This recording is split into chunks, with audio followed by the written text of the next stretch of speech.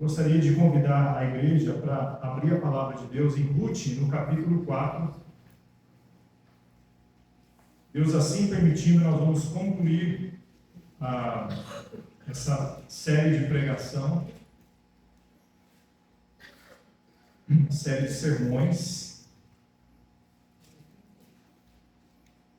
livro de Ruth, capítulo 4.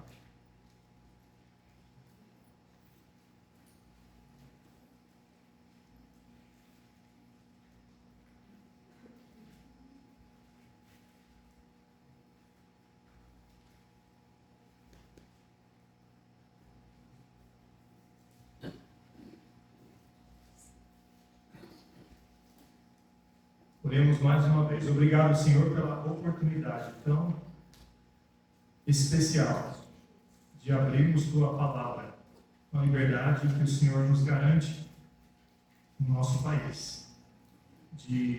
Com alegria, gratidão, nos assentarmos e nos debruçarmos sobre a Tua palavra e estarmos abertos para aprendermos dela. Que Teu Espírito venha convencer-nos da Tua verdade. Venha salvar os que estão precisando de redenção, de salvação, que não têm certeza de fazerem parte da Tua família e terem um destino eterno com o Senhor. Que hoje seja a noite de redenção, de salvação. E todos que já fizeram possam, com gratidão e fidelidade, honrar o Senhor e levar adiante essa mensagem de amor fiel.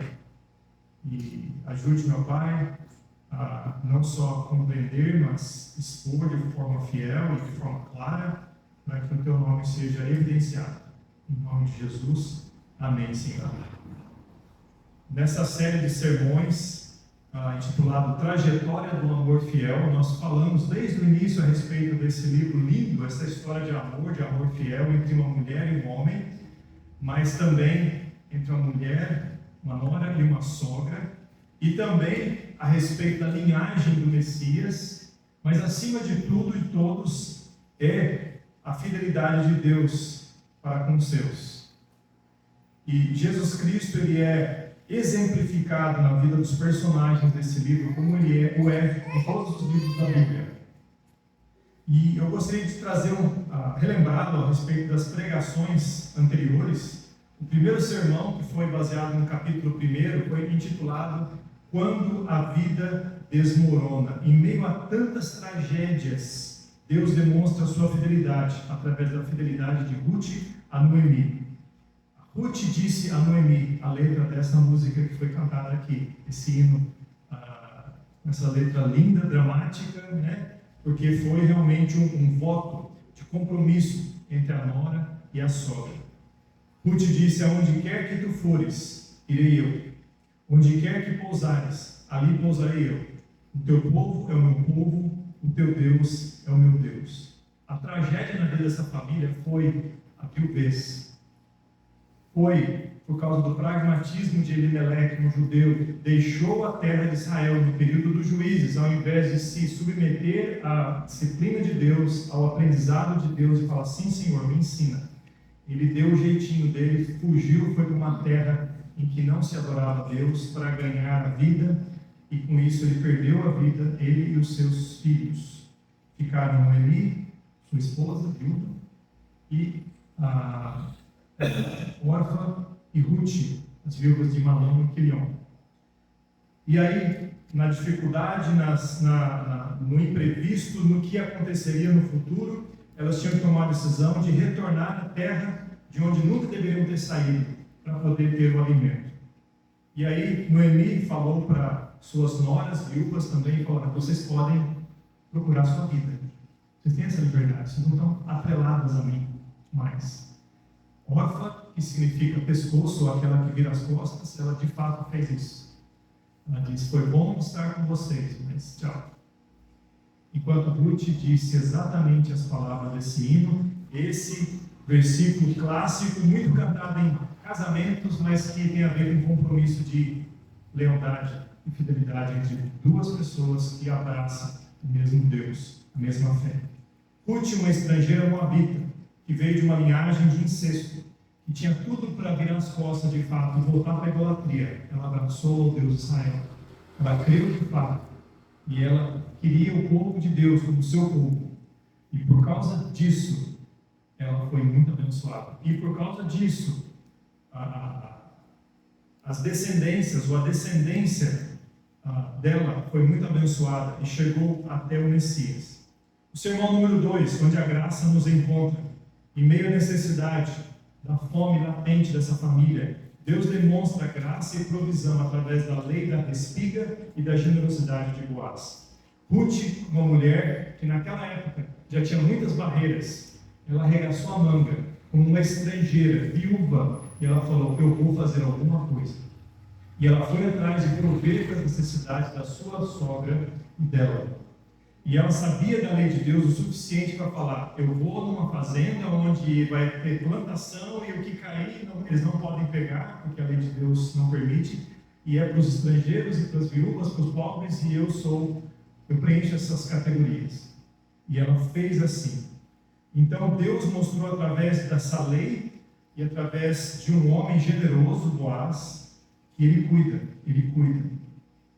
E o Ruth 2,12 diz: o Senhor retribua o teu feito.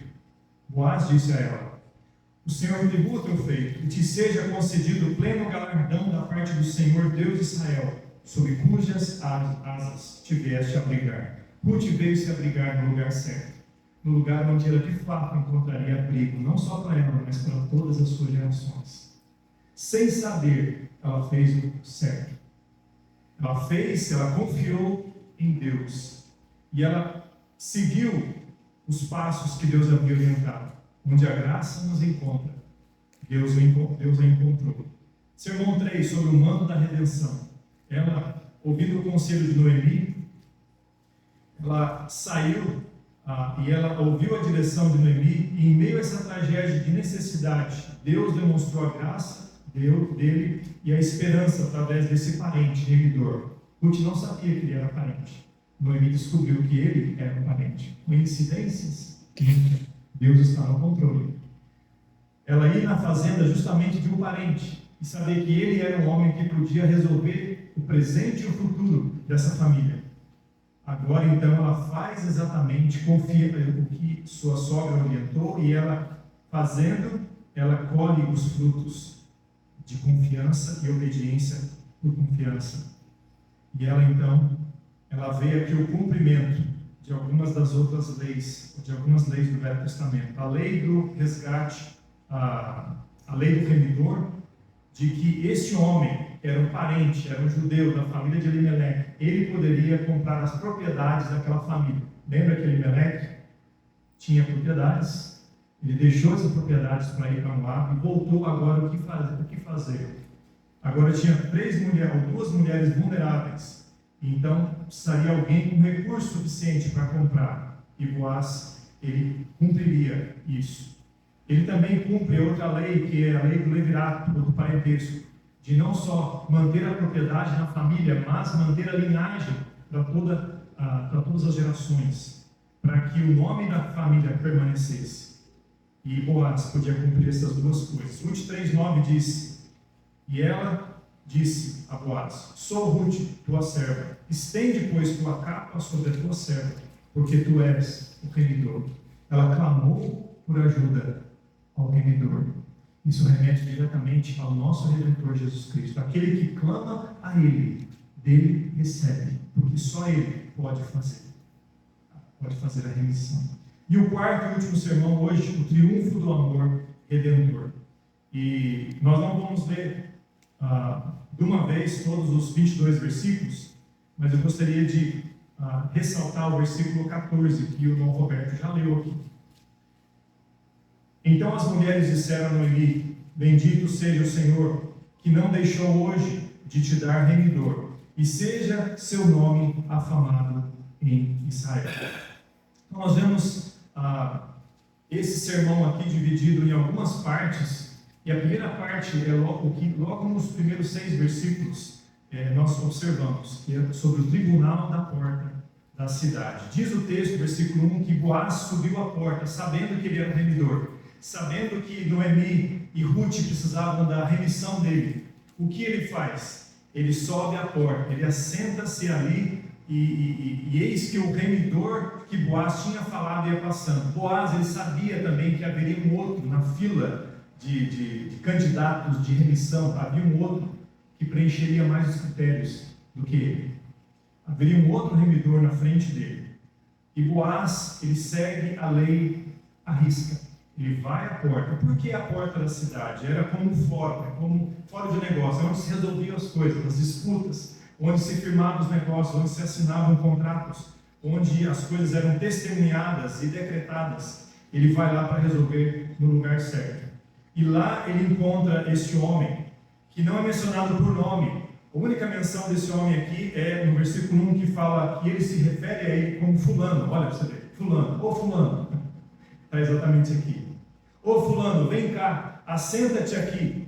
E desviou-se para ali e assentou-se. Então esse fulano, que era o remidor, o candidato mais próximo para a remissão, faz isso. E ele Boaz toma 10 homens, que seriam as testemunhas daquela cidade, para que se firmasse aquilo ali. E ele diz, assentai-vos aqui, e assentaram-se. Boaz era um homem influente, era um fazendeiro, tinha recursos, ele provavelmente era bem conhecido, mas o que o texto diz é que essas pessoas não relutaram, não questionaram, não deram desculpas. Tanto o remidor quanto as testemunhas vieram na hora e assentaram-se. Ele usou da sua autoridade, dos seus recursos, da sua influência para fazer o que era certo. Então, Boaz disse ao remidor, aquela parte da terra que foi de Elimeleque, nosso irmão, está se referindo a alguém da mesma tribo, Noemi, que tornou da terra dos Moabitas, está vendendo. Então, esta propriedade que pertence a eles está à venda. Eu resolvi informar-te disso e dizer-te, compra diante dos habitantes e diante dos anciãos do meu povo, se há de redimir, redime, ou seja, toma uma decisão, faça agora. E se não houver de redimir, declara-mo para que saiba, pois outro não há senão tu que a redima e eu, depois de ti. Então disse ele, eu a redimirei. Então de pronta feita ele falou, vou fazer. Diz, porém, Boaz, no dia em que comprares a terra da mão de Noemi, também comprarás da mão de Rute, a Moabita, mulher do falecido, para suscitar o nome do falecido sobre a sua herança. Então disse o remidor, para mim não poderei redimir, para que não prejudique a minha herança. Toma para ti o meu direito de remissão, porque eu não poderei redimir. A princípio aceita quando se refere a comprar a propriedade, mas quando se refere a um compromisso da lei do levirato, ele já pensa 2 vezes e ele dá um passo para trás.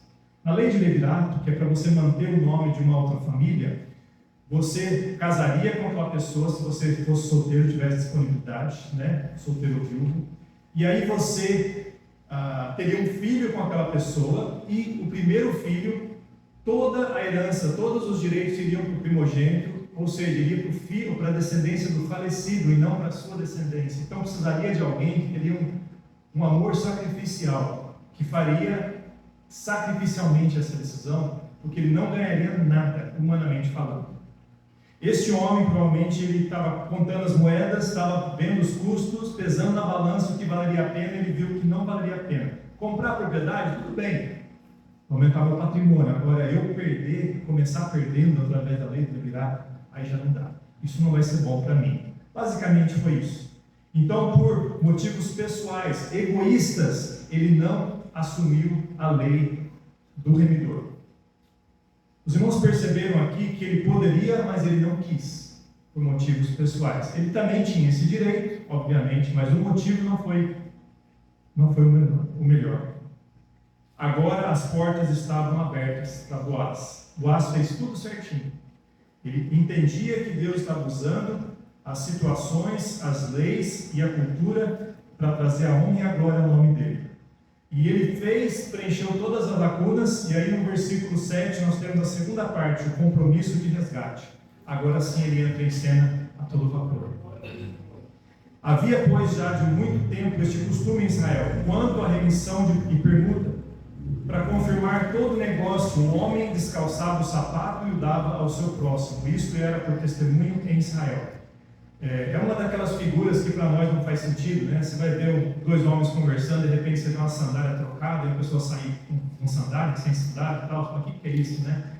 Era mais ou menos, irmãos, equivalente a assinar a linha pontilhada. Falou, assina aqui, ó, faz um xizinho aqui, ó. Porque aquela sandália, quer dizer, não era minha, é de fulano, e ele garantiu que ele está de acordo com esse negócio aqui. Então, hoje em dia, a gente faz com assinatura e não com sandália, né? Mas aqui foi o que aconteceu. Era de costume. E foi isso que aconteceu. Disse, pois, o remidor a Boaz, toma para ti, descalçou o sapato. Então Boaz disse aos anciãos e a todo o povo, sois hoje testemunhas de que tomei tudo quanto foi de Elimeleque. Então ele tinha recurso suficiente para comprar tudo o que era de Elimeleque. E de Quilion e de Malom, da mão de Noemi. Então era a propriedade do pai e dos dois filhos. Ele tinha esse recurso. Coincidência? Que Deus abençoou esse homem no período de Juízes, em que Elimeleque saiu para ganhar dinheiro em outra terra, não confiando em Deus, mas Boaz confiou em Deus, e no meio de qualquer tragédia, Deus cuida. Deus cuidou de Boaz, a ponto de ele ter tanto dinheiro que ele pôde ajudar Elimeleque, Malom e Quilion. Versículo 10, e de que também tomo por mulher a Ruth, aqui a lei do Levirato, a Moabita, que foi mulher de Malom, para suscitar o nome do falecido sobre a sua herança, para que o nome do falecido não seja desarraigado dentre seus irmãos e da porta do seu lugar. Disto sois hoje testemunhas. Então você vê que essa negociação tem um significado muito profundo, legal, mas teológico. Um significado soteriológico. O que isso quer dizer? Significado para a salvação. O remidor precisava ser alguém que tivesse condições, alguém que tivesse a disponibilidade de fazer de forma sacrificial e alguém que fizesse isso de livre e espontânea vontade. Boaz não foi obrigado, nunca foi, a fazer isso. Mas desde o começo, Deus traçou a história, o drama da vida de Boaz. Lembra que Boaz era filho de uma cananeia, um judeu, ele era filho de quem? Raabe, uma mulher cananeia da cidade de Jericó, que todos foram destruídos, com exceção dela e dos seus familiares, porque esta mulher abraçou o Deus Israel, igual Ruth fez. Ruth era uma moabita e ela abraçou o Deus Israel. Então, Boaz, ele, desde berço, ele entendeu que Deus é gracioso, que Deus, ele olha a fé e ele age pela fé, por causa da fé, através da fé. E ele, pela fé, ele fez tudo o que ele fez. Interessante, ele não está na galeria da fé em Hebreus capítulo 11, mas Hebreus capítulo 11, na brecha, fala lá que tem muitos que não estão lá, não são dignos, desse mundo. Mas o fato é que esse homem, Boaz, foi um homem de fato, um homem de fé. Porque na época de crise, da pior crise da história de Israel, foi o período de Juízes, ele ficou ao invés de ir embora. Ele prosperou. E agora está disposto a abrir mão dessa prosperidade para ajudar uma estrangeira que foi fiel. Essa mulher chamou a atenção de Boaz desde o início. Lembra? Foi no primeiro ou segundo capítulo que ele perguntou para o servo, quem que é aquela mulher ali? E ele soube dela, você é aquela uma que cuidou da sua sogra. E você é estrangeira, você não precisava. Você podia ir embora para sua terra, você ficou. Você procurou abrigo sob as asas do Altíssimo. Interessante que Ruth fez isso, e a fé dela marcou a vida de Boaz, e agora Boaz, com sua fé, abençoa a vida desta família inteira. Aí o que acontece quando Boaz firma essa decisão, ele publicamente faz isso, e o versículo 11 diz, todo o povo que estava na porta, e os anciãos, então tinha 10 anciãos, mais uma multidão, várias pessoas, e eles disseram, somos testemunhas, o Senhor faça a esta mulher, que entra na tua casa como a Raquel e Lia, que ambas edificaram a casa de Israel, e porta-te valorosamente em Efrata, e faze-te nome afamado em Belém. E seja a tua casa como a casa de Pérez, que Tamar deu à luz a Judá. pela descendência que o Senhor te der desta moça. Então aqui quando se refere a esses nomes, Raquel e Lia, está se referindo tem um significado de fertilidade e construção nacional. Essas mulheres eram as fundações, as fundadoras da nação, eram as matriarcas, podemos dizer assim, né? Elas vieram num contexto, mesmo que de dificuldade, de esterilidade. Deus deu promessa e cumpriu a promessa, né? Quando falou para Raquel que foi estéril, por muitos anos, antes de dar à luz, e Deus, a Ruth também, ela não teve filhos. Lembra que o marido não pôde ter filhos? Por 10 anos, eles não puderam ter filhos. Então, um exemplo de superação, de dependência, de clamor, de confiança em Deus, e Deus, através da dificuldade, Deus faz milagres, faz uma nação numerosa. Então, aqui o povo é testemunha de que Deus estava fazendo uma grandiosa obra. E também o sinal de que esses homens, anciãos de Israel, olharam para uma estrangeira e estavam elogiando essa mulher, incluindo essa mulher estrangeira, viúva, no mesmo status de dignidade das matriarcas originais da nação judaica. Então isso aqui tem um significado tremendo. E agora a terceira parte desse sermão, a restauração de Noemi. Interessante que a história é focada muito em Ruth, tanto é que o nome do livro é através dela, é por causa dela. Mas aqui Noemi foi a maior abençoada nessa história. Por quê? Assim tomou Boaz a Ruth, versículo 13, ela lhe foi por mulher, e ele a possuiu, e o Senhor lhe fez conceder. E deu à luz um filho. Então as mulheres disseram a Noemi: bendito seja o Senhor, que não deixou hoje de te dar remidor, e seja o seu nome afamado em Israel. Ele te será por restaurador da alma, e nutrirá a tua velhice, pois tua nora, que te ama, o deu à luz, e ela te é melhor do que 7 filhos. Então, essa bênção Deus deu para Noemi, quando ele deu para Ruth, a bênção de um filho. As mulheres sabiam quão abençoado era dar à luz, porque esse era o alvo, esse era o sonho de todas as mulheres.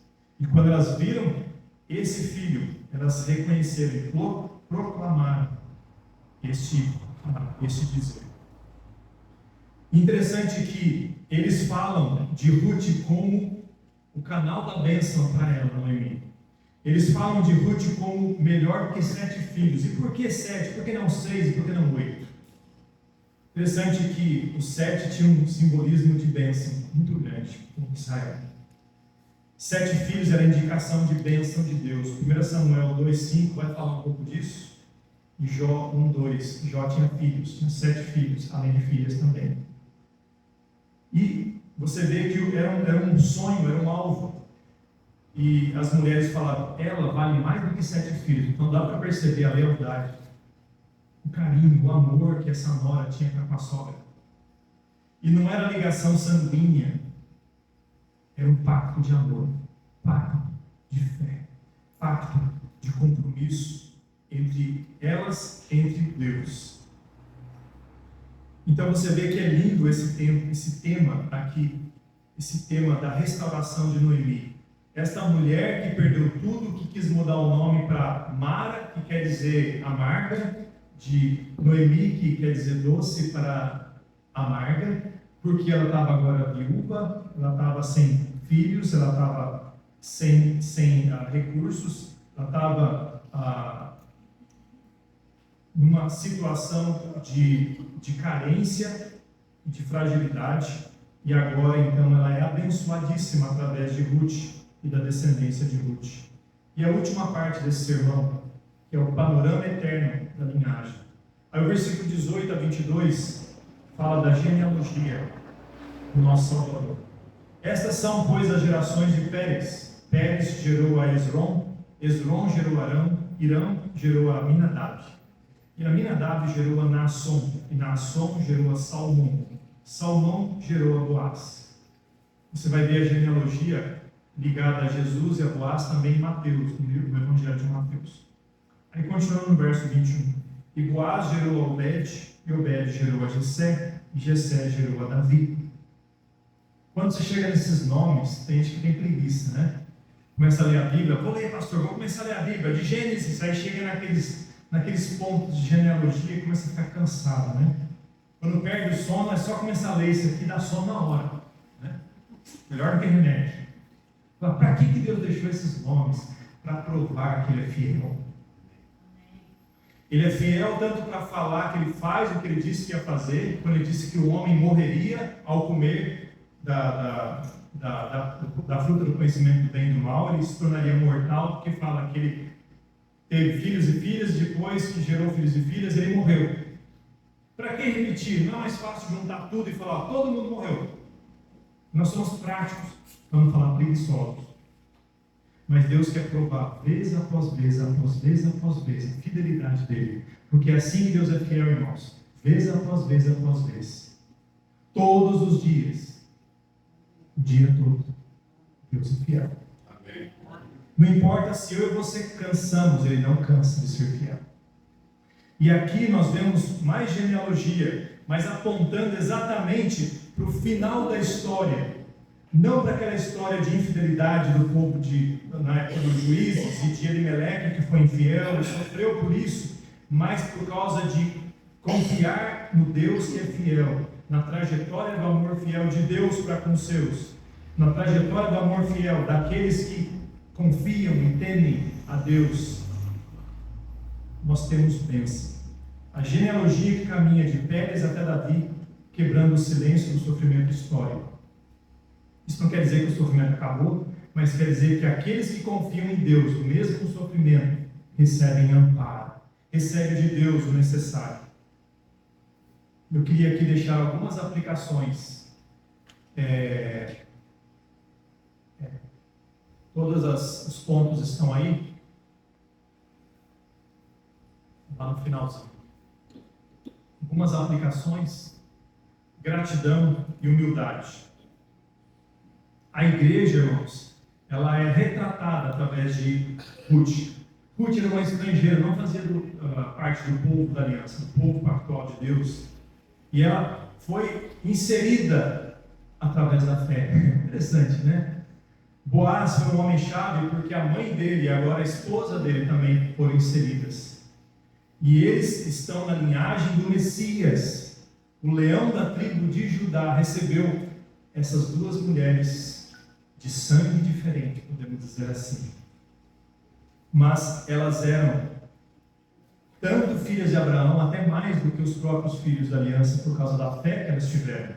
E Deus fala para nós que somos a igreja, que somos compostos por judeus, gentios, todas as pessoas de todas as nações que se rendem ao Deus, o único verdadeiro Deus, através do seu Salvador, através do Remidor Jesus Cristo, fazem parte da família de Deus. Então, Ruth simboliza a igreja. A igreja deve viver em gratidão e humildade, não com o nariz inclinado, falando nós somos melhores que você. Nós somos melhores porque não é com base em mérito dela, não é com base em obras, não é com base em habilidades pessoais ou naturais, é com base na graça de Deus e num depender de fé genuína nele. Os crentes gentios, outrora distantes, foram aproximados pelo sangue do Remidor, Jesus Cristo. Outra aplicação que nós temos, não somente gratidão e humildade, mas gratidão e fé. Cristo é o nosso Goel. Goel é a palavra hebraica que significa o remidor, o parente remidor. Só que Cristo ele é o parente remidor definitivo. O parente remidor tinha que ter algumas categorias para preencher. Ele tinha que ser da mesma família. Jesus Cristo se fez um de nós. O Verbo se fez carne e habitou entre nós. Não tínhamos como nos resgatarmos, mas Ele o fez. Ele deixou o seu lar e Ele veio.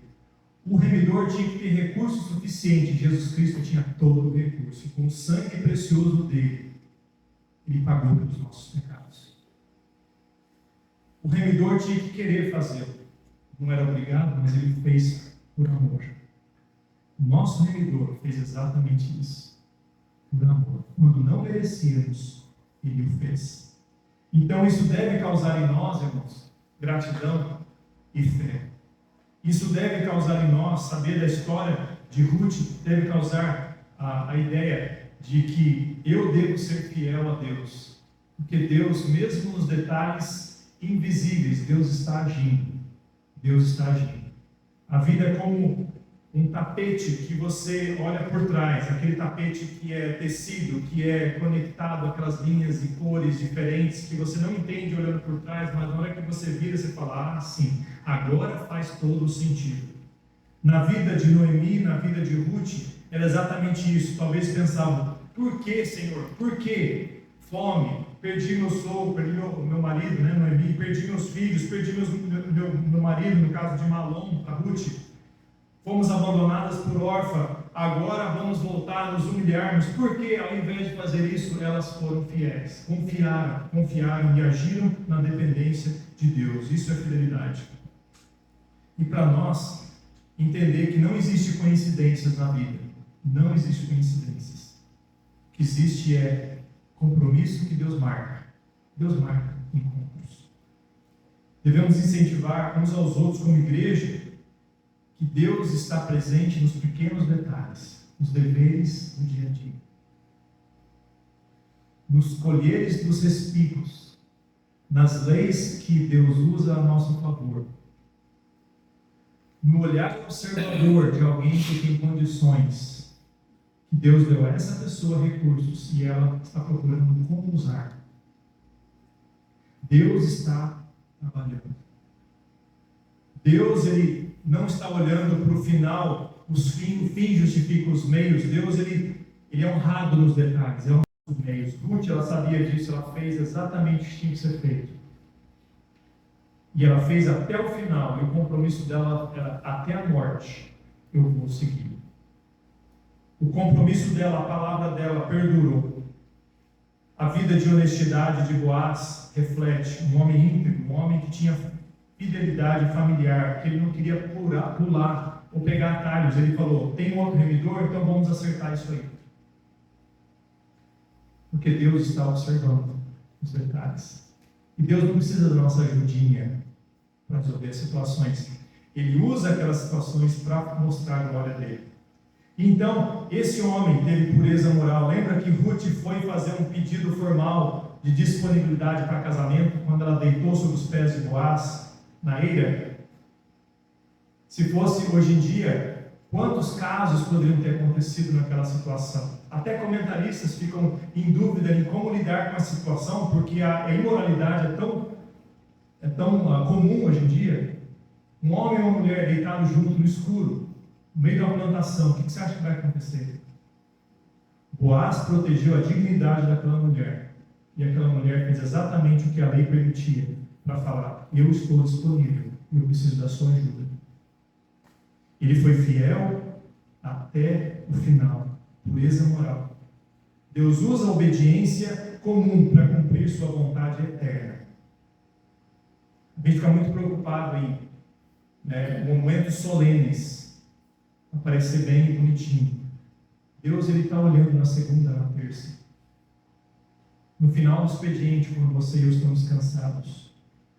Como nós reagimos, como nós falamos, não tem mais força para dar. É aí que nós mostramos o nosso coração, se ele está em Deus ou não.